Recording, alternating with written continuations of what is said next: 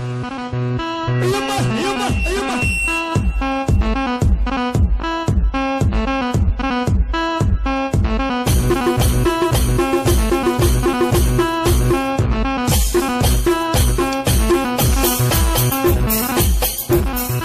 الحمد لله تمام، انت كيفك؟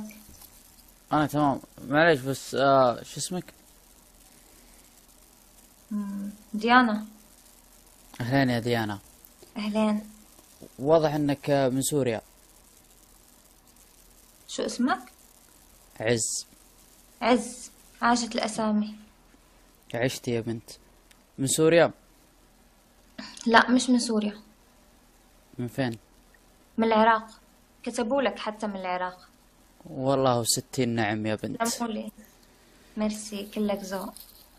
والله العظيم لا مش قصة ميرسي ولا كلك ذوق، انت تعرفين انا ما احتاج احكي لك انا وش العراق ام الحضارات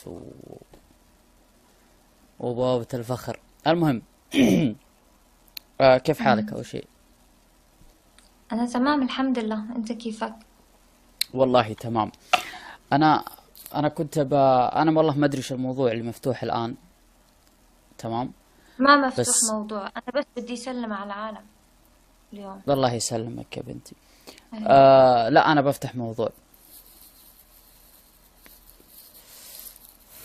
معي انتي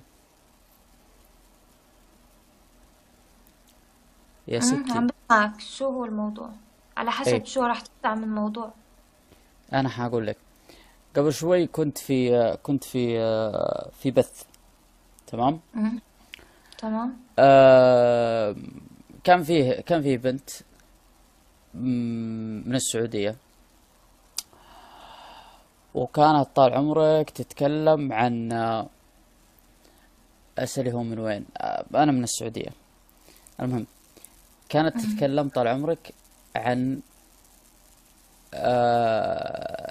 كانت تتكلم مع شخص عن انه الولد والبنت، المواضيع هذه اللي دايم تنفتح يعني، انه كيف الولد يشوف البنت وكيف البنت تشوف الولد والكلام هذا كله.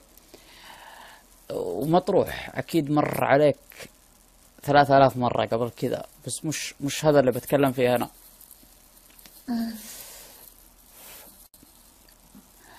الموضوع انه نعم بحالك يا حبيبي. ايش سبب، هو مش سؤال استفهامي، سؤال استطرادي لانه حكمل بعده، بس اول شيء جاوبين انت. وش سبب تفاهة البنات او تفاهة العيال؟ بس الان بما انك انت بنت، فانت اللي السؤال يوجه او الموضوع عن البنات. تفضلي، وش سبب تفاهة البنات؟ انت شو رأيك؟ لا انت الان بنت، انت لو سألتيني وش سبب تفاهة العيال حجاوبك، بس انا اتكلم عن تفاهة البنات. انت شو رأيك بتفاهة البنات؟ ما الشباب رأيهم غير البنات دايما. بالضبط. بالضبط، انا عشان كذا قلت لك سؤالي ما هو مش استفهام يعني، ايا كان لا، جوابك. العالم ما دام انت سألت السؤال بدنا مم. نعرف وجهة نظرك، لأن انت اللي طرحت الموضوع. بالضبط، ما انا قلت لك الان انه ايا كان جوابك انا حقول وجهة نظري يعني.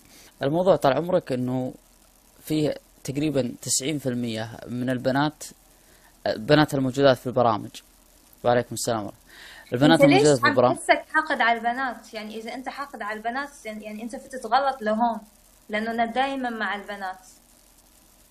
اذا انت شفت البث تبعي البارح بسوريا راح تعرف انه انا مع البنات ومن رأي البنات. متسرعة يا ديانا، متسرعة مرة.